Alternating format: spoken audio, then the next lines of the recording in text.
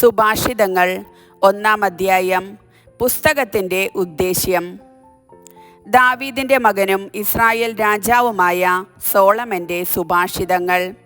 മനുഷ്യർ ജ്ഞാനവും പ്രബോധനവും ഗ്രഹിക്കാനും ഉൾക്കാഴ്ച തരുന്ന വാക്കുകൾ മനസ്സിലാക്കാനും വിവേകപൂർണമായ പെരുമാറ്റം, ധർമ്മം, നീതി, ന്യായം എന്നിവ ശീലിക്കാനും സരളഹൃദയർക്ക് വിവേകവും യുവജനങ്ങൾക്ക് അറിവും വിവേചനാശക്തിയും പ്രദാനം ചെയ്യാനും വിവേകി ശ്രദ്ധിച്ചു കേട്ട് അറിവ് വർദ്ധിപ്പിക്കാനും ധാരണാശക്തിയുള്ളവൻ പഴമൊഴി, അലങ്കാരപ്രയോഗം, ജ്ഞാനികളുടെ സൂക്തങ്ങൾ, അവരുടെ കടങ്കഥകൾ എന്നിവ ഗ്രഹിക്കാൻ തക്ക കഴിവ് നേടാനുമത്രേ ഇവ. ദൈവഭക്തിയാണ് അറിവിൻ്റെ ഉറവിടം. ഭോഷന്മാർ ജ്ഞാനത്തെയും പ്രബോധനത്തെയും പുച്ഛിക്കുന്നു. ദുഷ്ടസമ്പർക്കം വെടിയുക. മകനെ, നിന്റെ പിതാവിൻ്റെ പ്രബോധനം ചെവിക്കൊള്ളുക. മാതാവിൻ്റെ ഉപദേശം നിരസിക്കരുത്. അവ നിന്റെ ശിരസ്സിന് വിശിഷ്ടഹാരവും കഴുത്തിന് പതക്കങ്ങളുമത്രേ. മകനെ, പാപികളുടെ പ്രലോഭനത്തിന് വഴങ്ങരുത്.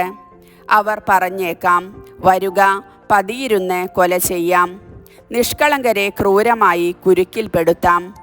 അവരെ പാതാളമെന്ന പോലെ നമുക്ക് ജീവനോടെ വിഴുങ്ങാം.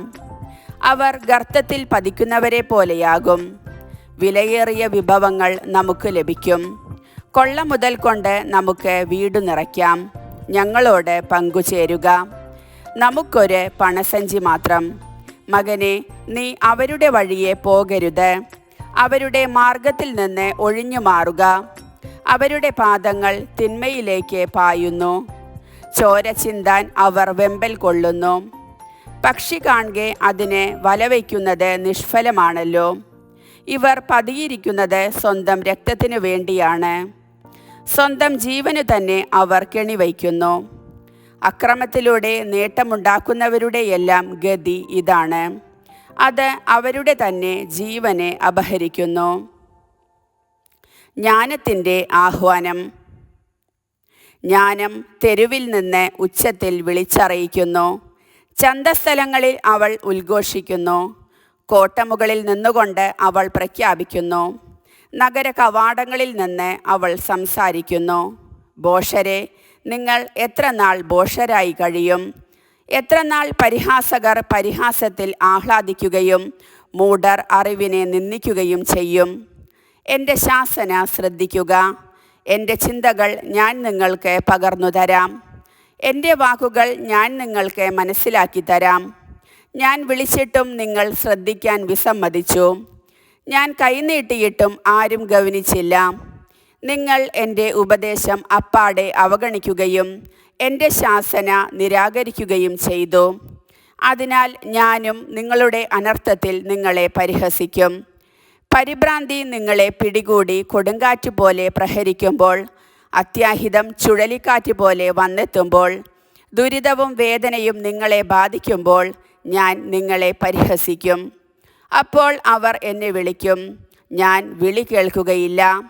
ജാഗരൂകതയോടെ എന്നെ അന്വേഷിക്കും, കണ്ടെത്തുകയില്ല. അവർ അറിവിനെ വെറുത്ത് ദൈവഭക്തിയെ നിരാകരിച്ചു. അവർ എൻ്റെ ഉപദേശം അവഗണിക്കുകയും എൻ്റെ ശാസന പുച്ഛിക്കുകയും ചെയ്തു. അതിനാൽ അവർ സ്വന്തം പ്രവൃത്തിയുടെ ഫലം അനുഭവിക്കും. സ്വന്തം തന്ത്രങ്ങളിൽ മടുപ്പ് തോന്നുകയും ചെയ്യും. എന്നെ വിട്ടകലുന്നത് മൂലം ശുദ്ധഗതിക്കാർ മൃതിപ്പെടുന്നു. ഭോഷരുടെ അലംഭാവം തങ്ങളെ തന്നെ നശിപ്പിക്കും. എന്നാൽ എൻ്റെ വാക്ക് ശ്രദ്ധിക്കുന്നവൻ സുരക്ഷിതനായിരിക്കും. അവൻ തിന്മയെ ഭയപ്പെടാതെ സ്വസ്ഥനായിരിക്കും. കർത്താവിൻ്റെ വചനം.